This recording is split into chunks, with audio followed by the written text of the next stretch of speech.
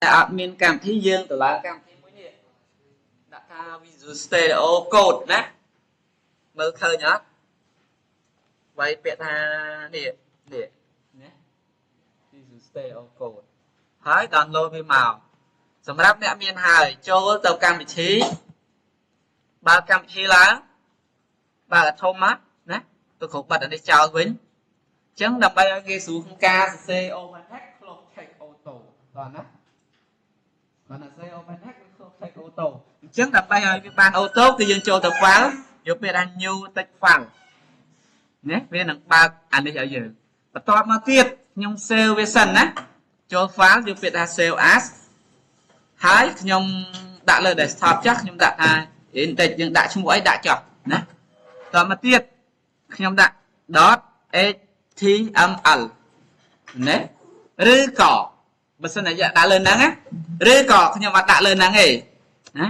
ខ្ញុំចុចកន្លែង save as ថៃនេះវានឹងមាន extension ច្រើននៅក្នុង Visual Studio Code របស់យើងវាមាន extension ច្រើនអញ្ចឹងខ្ញុំជ្រើសរើសដោយសារខ្ញុំរៀនតែ HTML អញ្ចឹងខ្ញុំជ្រើសរើសពាក្យថា HTML នេះណាចុចលើហ្នឹងមកវា load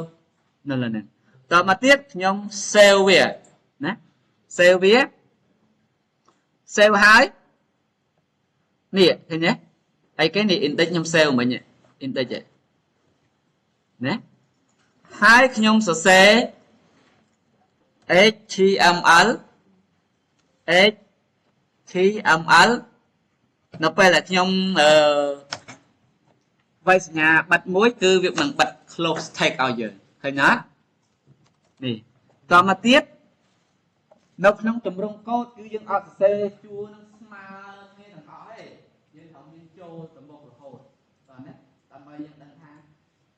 កន្លែងណាគឺជាកូដរបស់វាអញ្ចឹងនៅពេលហ្នឹងគឺខ្ញុំឈរនៅលើ HTML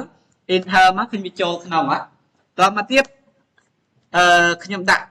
body ឃើញទេនេះវាយ body មក enter បើបាត់វិញមកវាបិទ close text ឲ្យយើងតែម្ដងឃើញទេនេះ enter មកគឺលទ្ធផលដែលយើងឲ្យវា run ទៅមុខលទ្ធផលដែលយើងត្រូវចេញគឺវានៅក្នុង body អញ្ចឹងខ្ញុំដាក់ថា welcome to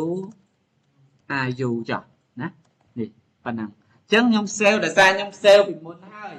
ខ្ញុំ save ពីមុនហើយខ្ញុំគ្រាន់តែចុច control S ដើម្បី save ទិន្នន័យដែលយើងធ្វើការបន្តមកទៀតលទ្ធផលវាប៉ុណ្នេះអញ្ចឹងវាចេញនៅក្នុង index នេះណាអញ្ចឹងខ្ញុំចូល index មកបើកវាមកនេះចេញ welcome to IU ណាណាអញ្ចឹងលទ្ធផលដែលយើងសរសេរប្រមាណគឺ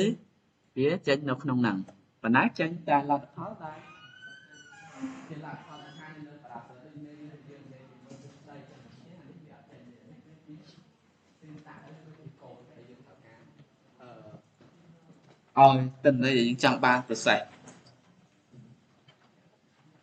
តោះមានអីអត់តោះតេស្តមកយើងតេស្តមក